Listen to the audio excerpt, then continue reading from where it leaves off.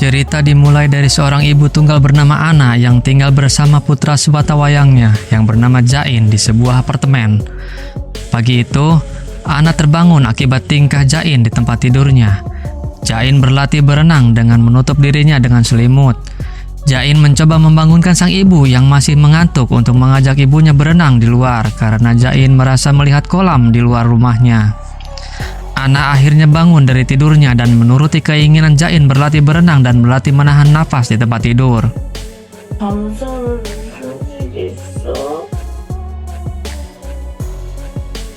Saat bermain, Ana mendengar suara gemuruh dan bangun untuk melihat keluar, dan ternyata cuaca di luar sedang hujan.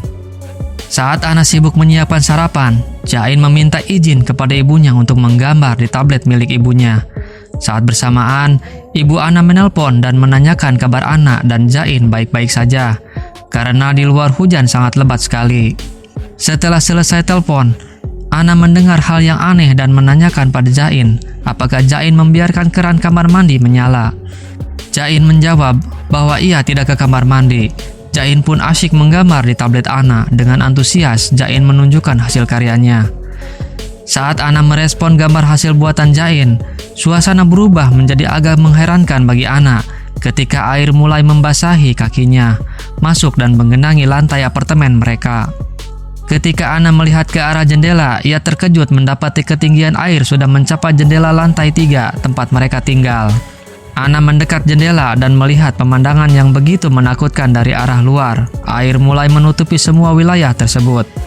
Di tengah kepanikan itu, Jain yang belum memahami bahaya justru merasa gembira, mengira banjir tersebut akan memungkinkan dirinya berenang di dalam rumah bersama sang ibu. Reaksi Ana pun meledak, ketakutan dan kepanikan membuatnya memarahi Jain sambil berburu-buru mengumpulkan barang-barang penting yang masih bisa diselamatkan.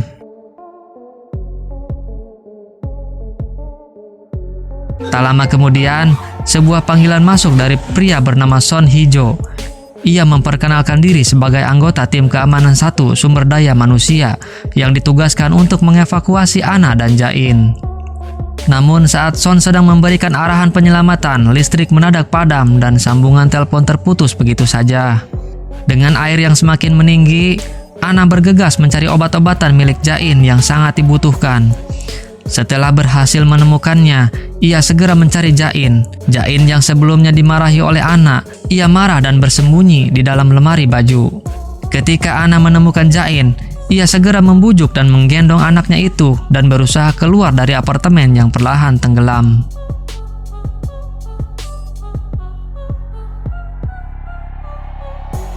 Seiring waktu, saat Ana dan Jain keluar, permukaan air terus meningkat dan membuat penghuni gedung lain pun panik. Banyak orang berusaha memaksa naik menuju lantai tertinggi, menciptakan kekacauan di tangga utama. Demi menghindari kerumunan berbahaya, Ana memilih jalur tangga lain.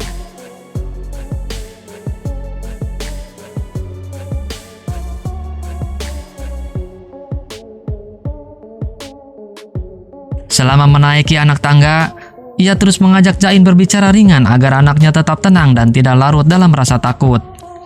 Namun setibanya di lantai 7, jalur menuju atas ternyata sudah tak bisa dilalui karena tertutup. Tidak punya pilihan, Ana memutuskan mencari rute alternatif dengan menaiki sisi tangga menuju lantai atasnya. Ana menyuruh Jain tetap menunggu di bawah saat Ana memeriksa situasi. Akan tetapi, Ana sempat akan terjatuh dan ia melihat ke bawah, ternyata banyak mayat yang mengapung di bawah sana. Beberapa saat kemudian, saat Ana berhasil naik dan berjalan di antara orang-orang, Son yang tadi telepon memanggil dan mencari nama Ana. Mendengar ada seseorang memanggil namanya, Ana pun melambai dan memberitahu kalau ia ada di lantai bawahnya. Sayangnya, di momen singkat ketika perhatian Ana teralihkan, Jain mendadak menghilang dan pergi ke dalam ruangan apartemen. Untungnya, Ana melihat Jain masuk dan ia pun menyusulnya. Kepanikan pun melanda, membuat Ana bergegas masuk ke dalam apartemen untuk mencari anaknya. Belum sempat ia menemukan Jain, banjir bandang mendadak menerjang masuk ke dalam ruangan. Melihat air besar, Ana terbayang saat dirinya tenggelam beserta mobil dan suaminya tempo dulu.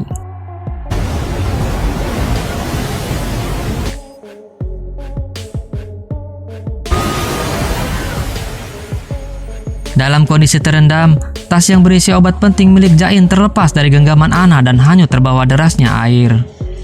Dengan sisa tenaga, Ana berenang menyusuri ruangan demi ruangan hingga akhirnya menemukan Jain dalam keadaan tak sadarkan diri. Ketika Ana dan Jain hendak keluar, pintu terkunci. Ana berusaha sekuat tenaga membukanya, akan tetapi pintu itu tak kunjung terbuka. Tak lama setelah itu, Son datang dan berhasil membuka pintu lalu menyelamatkan Ana dan Jain dan berenang ke permukaan.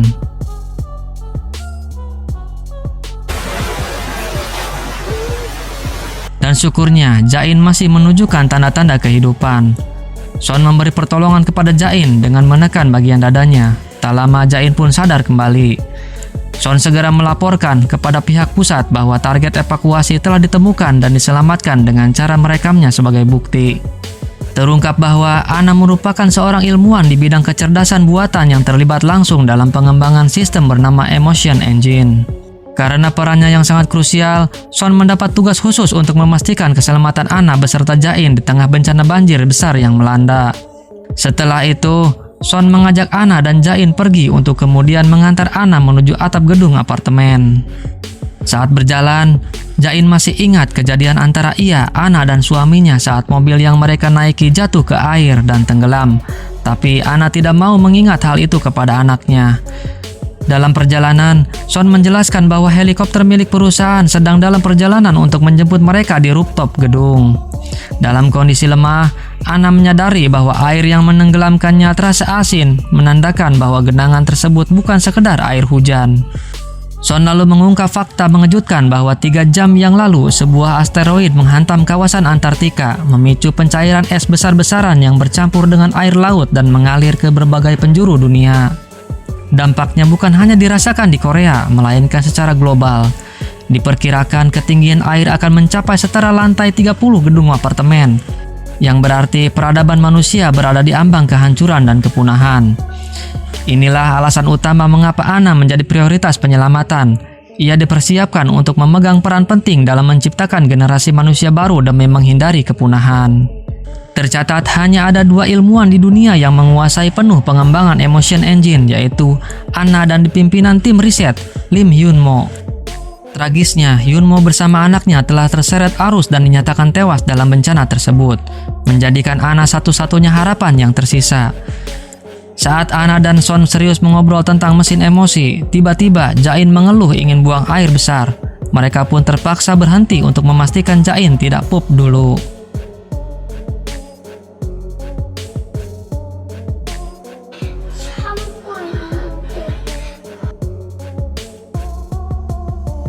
Lalu mereka mencari unit apartemen yang masih bisa dimasuki agar Jain bisa pup di tempatnya. Di tempat itu, Ana meminjam ponsel Son untuk menghubungi ibunya untuk menanyakan bagaimana kabar ibunya saat ini. Sang ibu mengabarkan bahwa dirinya telah dievakuasi, meski lokasi pengungsian itu pun diperkirakan tak akan lama aman dari genangan air. Ia berpesan agar Ana tetap melindungi Jain dalam kondisi apapun. Tepat sebelum sambungan terputus, Ana masih sempat mendengar suara ibunya yang perlahan hilang, terseret oleh derasnya arus air.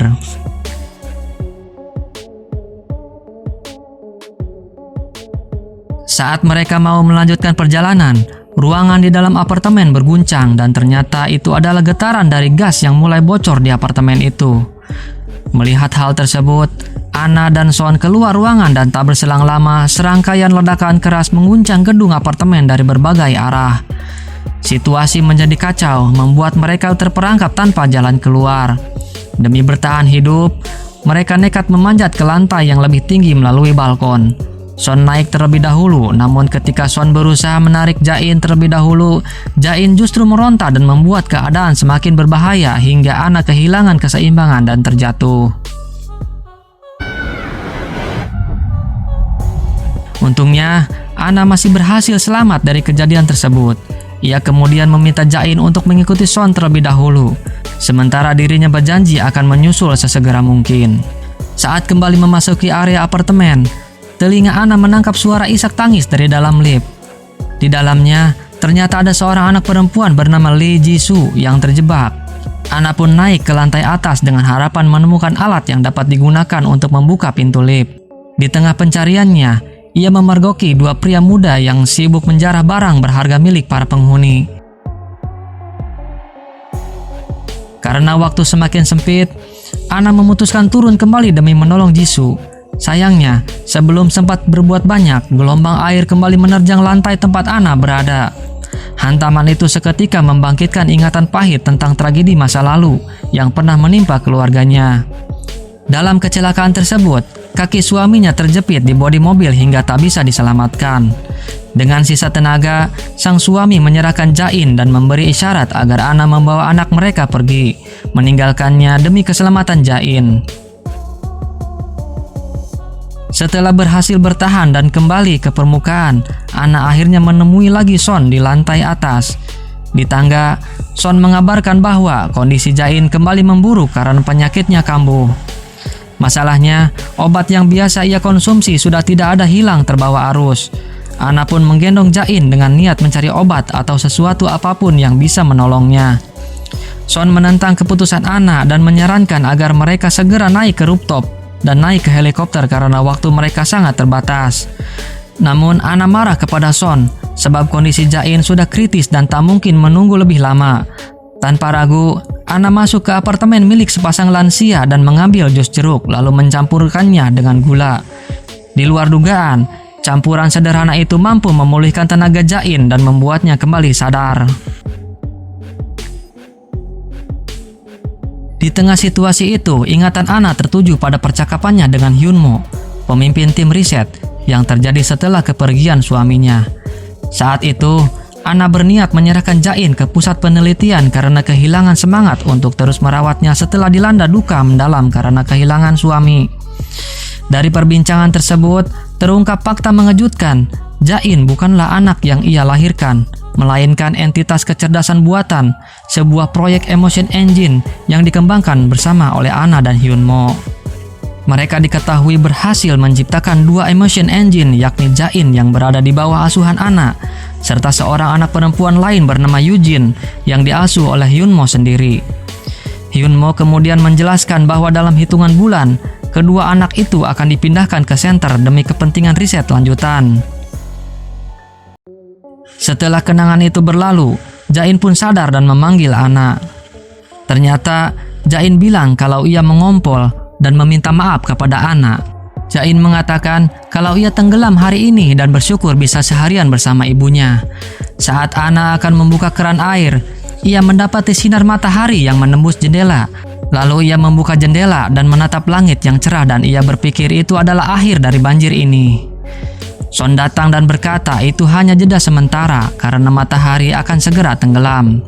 Lalu memberikan air dari wadah untuk digunakan mencuci kain karena memang air di keran mati. Tak lama kemudian, Son menyampaikan bahwa nantinya Anna akan dievakuasi sendirian menggunakan helikopter, sementara Jain akan diserahkan kembali kepada pihak center. Son pun menaruh rasa ingin tahu besar terhadap keputusan akhir yang akan diambil Anna. Dalam pandangan Son, meninggalkan Jain terasa logis, mengingat Jain bukan manusia, melainkan produk eksperimen ilmiah. Cara berpikir itu rupanya berakar dari luka masa lalunya sendiri. Son pernah ditinggalkan oleh ibunya ketika masih seusia Jain. Ia ingin membuktikan bahwa dirinya bukan satu-satunya anak yang pernah ditinggalkan. Itulah alasan Son menerima tugas tersebut, untuk menyaksikan langsung pilihan yang akan dibuat Anna. Tak lama berselang, hujan deras kembali turun disertai gelombang air yang memaksa mereka pergi dan meninggalkan pasangan lansia yang hanya mampu pasrah menghadapi nasib.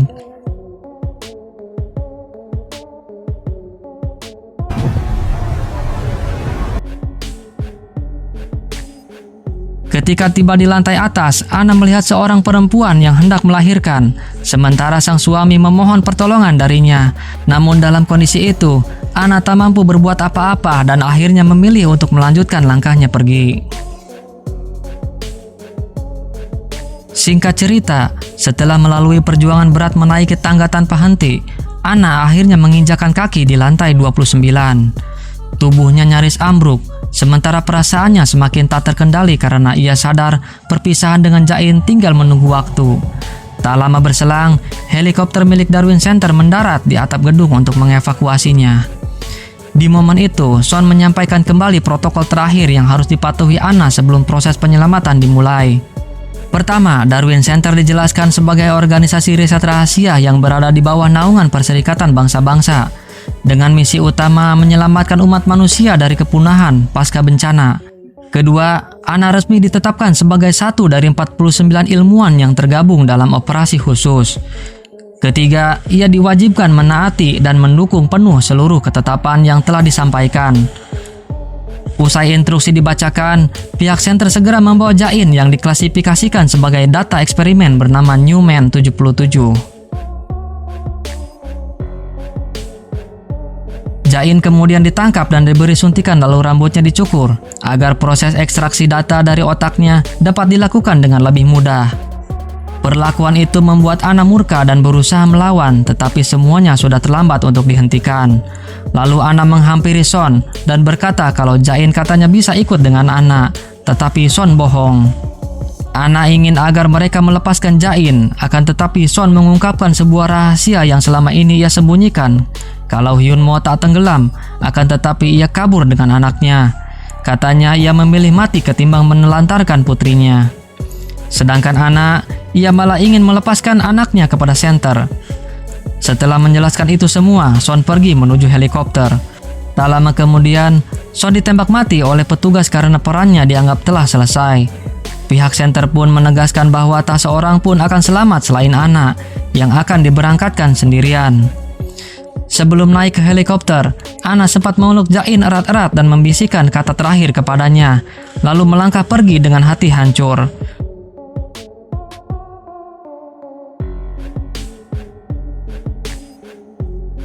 Di dalam helikopter, Ana diminta menyerahkan seluruh barang bawaan pribadinya demi keamanan. Di saku pakaiannya ditemukan kacamata renang milik Jain yang tak sengaja terbawa. Tak lama setelah itu, helikopter pun lepas landas, membawa Ana beserta data Jain sebagai materi eksperimen. Perjalanan berlanjut ketika Ana bergabung dengan sejumlah ilmuwan terpilih menuju fasilitas penelitian luar angkasa yang berada di bawah kepemimpinan Kepala Laboratorium Isabella, Lee Hwi-so. Mereka adalah segelintir manusia terakhir yang tersisa dengan misi besar menciptakan generasi baru demi kelangsungan umat manusia, dimulai dari konsep ibu dan anak. Di laboratorium Isabella, tubuh manusia dapat diciptakan secara fisik. Namun hanya Ana yang memiliki kemampuan untuk menyempurnakan sisi emosional melalui Emotion Engine. Versi emosi anak telah berhasil diwujudkan melalui Jain, dan kini fokus mereka adalah mengembangkan Emotion Engine versi ibu. Namun di tengah perjalanan, puing asteroid tiba-tiba menghantam wahana antariksa yang mereka tumpangi.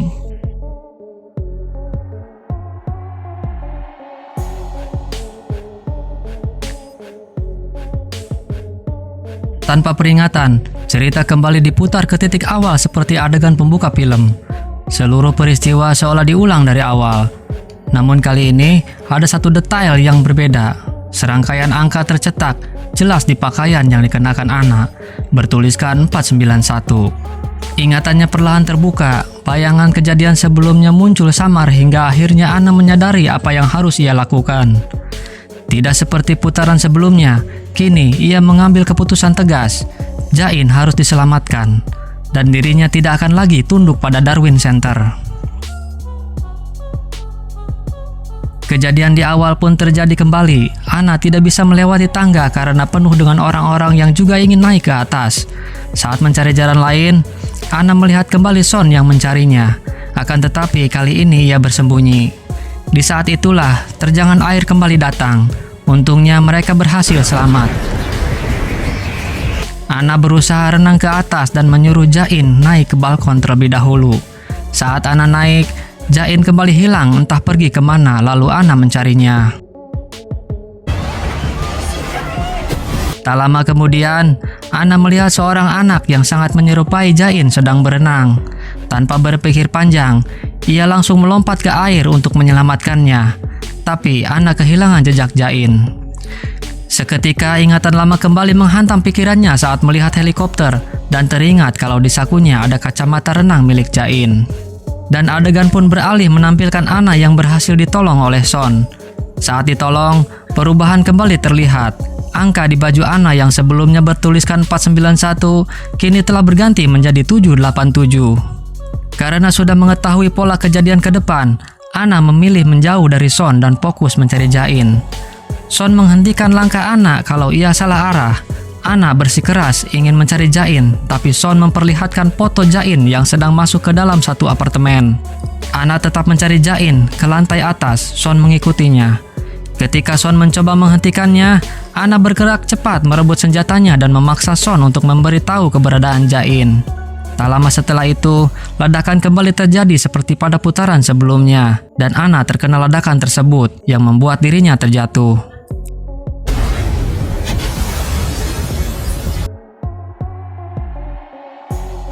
Son berhasil memegang Ana saat jatuh dan terlihat angka di pakaiannya berubah lagi menjadi 1931. Dan kali ini ia menolak bantuan dari Son, lalu menjatuhkan diri ke air.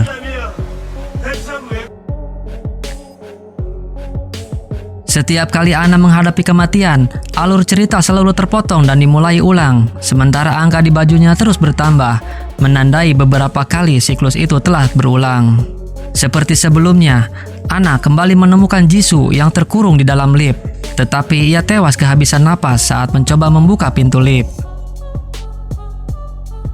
Cerita diulang kembali tepat saat Jisoo masih di dalam lift, dan terlihat angka di baju Ana berubah menjadi 4007. Ana pergi ke atas dan mengambil gagang sapu untuk bisa digunakan untuk membuka pintu lift, dan terlihat para penjara keluar apartemen. Namun kali ini hasilnya berbeda. Jisoo berhasil diselamatkan.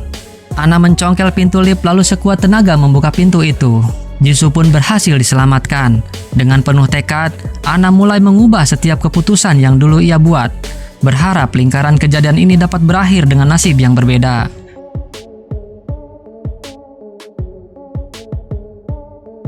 Dalam upayanya mengubah takdir, Ana kembali mendatangi apartemen pasangan lansia tempat Jain sempat sakit, dan kali ini ia berani menghadapi dua pria yang sedang menjarah barang-barang di sana.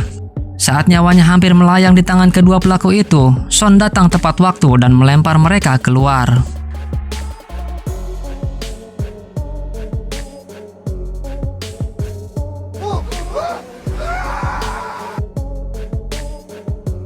Ana melihat bayangan yang lalu saat Jain diberi minum olehnya untuk memulihkan Jain.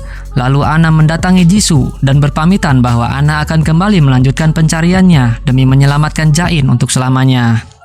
Sebelum pergi, Ana memberitahu Jisoo bahwa tempat kakek dan neneknya itu akan segera tenggelam dan menyarankan Jisoo ikut pergi dengannya. Tapi Jisoo menolak dengan alasan bahwa ia tak mau meninggalkan kakek dan neneknya. Saat dalam pencarian Jain, Ana menyarankan kepada Son agar ia berpencar untuk mencarinya. Ketika berjalan, Ana melihat ada orang ditembak oleh petugas senter yang sedang mencari anak kecil. Ana menunduk untuk menghindar agar tidak ketahuan oleh petugas senter. Saat menunduk, Ana melihat gambar yang ada di tembok apartemen. Ia pun teringat akan Jain yang selalu menggambar di tablet kerja miliknya. Dan Jain selalu bilang kalau Ana tidak pernah mau lihat gambar Jain kalau ia menggambar di buku gambar. Dengan alasan itu, Jain selalu gambar di tablet ibunya. Saat tiba di lantai 28, Ana mendengar jeritan seorang wanita. Tepat saat itu, angka di bajunya menunjukkan 7993. Ana kembali bertemu dengan perempuan hamil yang sebelumnya ia temui. Namun kali ini, bayi itu telah berhasil dilahirkan dengan selamat.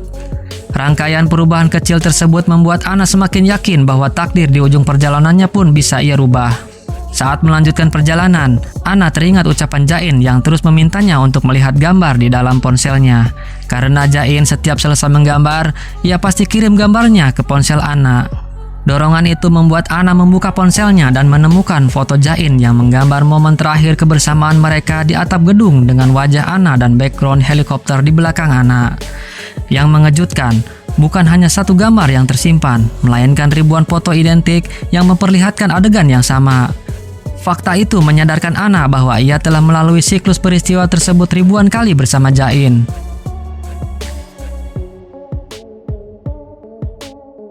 Tak lama kemudian, Anna kembali ke unit apartemennya untuk mengecek lemari yang dulu Jain bersembunyi. Akan tetapi, lemari itu tidak ada Jain. Tiba-tiba saja, petugas dari Darwin Center datang dan menangkapnya, lalu Anna disuntik.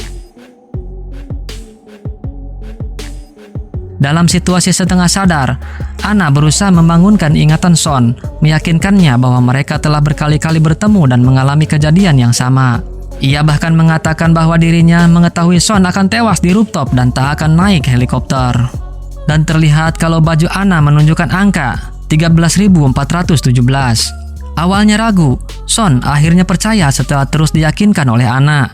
Dengan mempertimbangkan perkataan Anna, Son menghajar kedua petugas Darwin itu dan berhasil melumpuhkannya. Akan tetapi, petugas lainnya datang dan menyerang Son. Saat Son dicekik, Anna membantu dengan menembak petugas tersebut.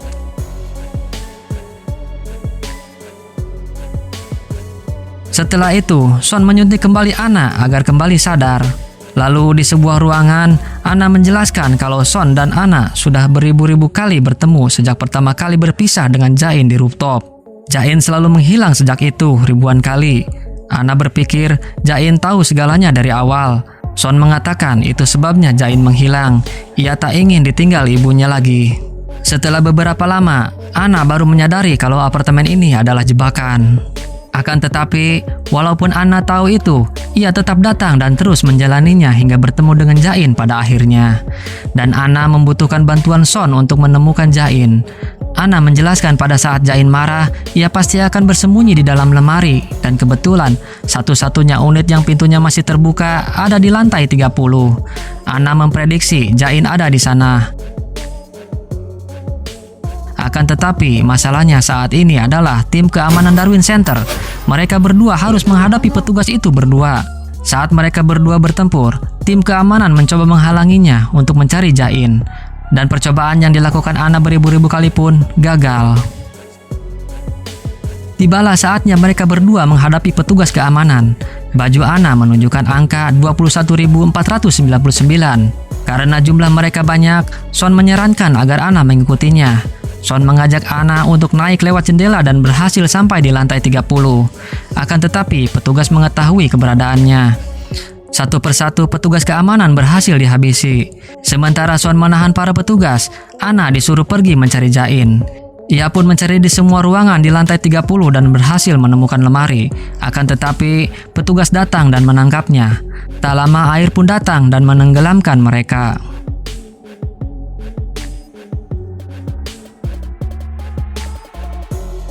Anna membuka lemari itu dan ternyata Jain tidak ada. Lalu petugas datang dan berusaha menangkap Anna, tetapi Anna melawan dan berhasil mengalahkannya. Setelah itu, Anna naik ke atas dan berhasil sampai di rooftop. Ketika di rooftop, Anna melihat ada lemari dan ia pun menghampirinya lalu membukanya. Dan ternyata Jain ada di dalam lemari tersebut sedang tak sadarkan diri. Anna memberikan minuman yang ia dapatkan dari neneknya Jisoo. Ketika Anna menyesali dirinya yang telah meninggalkan Jain sendirian, ia sering lupa terhadap Jain. Ia sering tidak menghiraukan gambar-gambar Jain, dan ia juga tidak mengetahui kalau Jain ada di rooftop. Dan pada saat Anna mengucapkan selamat tinggal lalu meminta maaf karena telah meninggalkannya lagi pada Jain, Jain tersadar dan mengatakan kalau ibu Anna tidak meninggalkan Jain. Ibu hanya menyuruh Jain menunggu. Setelah ribuan percobaan, Anna akhirnya menyadari satu detail penting. Saat perpisahan pertamanya dengan Jain di rooftop, Anna ternyata membisikkan sebuah pesan. Ia meminta Jain untuk bersembunyi di dalam lemari yang ada di rooftop hingga ia kembali menjemputnya. Tanpa disadari, selama ribuan pengulangan, Jain terus mematuhi pesan itu, mengingat kata-kata ibunya, dan tetap bersembunyi dan menunggu di tempat yang sama. Di momen itu, Anna kembali harus berpisah dengan Jain. Namun kali ini berbeda. Anna sepenuhnya mengingat setiap kebersamaan yang pernah ia lalui bersama Jain, hingga mampu mempertahankan kesadaran dirinya sendiri. Tak disangka, seluruh rangkaian peristiwa yang terjadi ternyata hanyalah simulasi dari program Emotion Engine yang menggunakan Anna dan Jain sebagai subjek eksperimen dalam pengembangan hubungan ibu dan anak. Dengan memilih untuk selalu bersama Jain, bahkan setelah ribuan pengulangan simulasi, Anna berhasil membuktikan esensi cinta seorang ibu yang sejati, cinta yang tak goyah oleh waktu maupun realitas buatan AI. Setelah melalui proses panjang, program Emotion Engine versi ibu dan anak pun akhirnya dinyatakan berhasil. Meski secara fisik, Anna dan Jain tak lagi ada, kesadaran mereka tetap hidup dalam sistem kecerdasan buatan atau AI yang dikembangkan. Di sanalah mereka terus tumbuh, berbagi kasih, dan hidup berdampingan dalam sebuah kehidupan digital baru yang nyata. Dan akhirnya film pun tamat. Jadi, kesimpulannya adalah menggambarkan perjuangan Gigi untuk bertahan hidup, baik secara fisik maupun mental. Film ini menjadi metafora bagi perjuangan kita sehari-hari, menunjukkan pentingnya pantang menyerah dan kekuatan batin. Di balik ketegangan bencana, film ini menyoroti cerita tentang manusia, kasih sayang, khususnya ikatan ibu dan anak, dan bagaimana relasi antar manusia menjadi kekuatan terbesar di tengah kehancuran.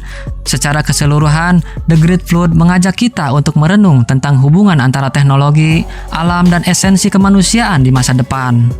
Oke teman-teman, sampai di sini dulu ulasan dan pembahasan tentang film The Great Flood. Jangan lupa komentarnya ya teman-teman tentang kisah ibu dan anak ini. Jangan lupa untuk like dan share ke teman-teman kalian jika kalian suka dengan video pembahasan film ini. Dan jangan lupa untuk klik tombol subscribe-nya ya, jika kalian tidak ingin ketinggalan video menarik lainnya di channel ini. Terima kasih yang sudah menonton dan sampai bertemu di video berikutnya.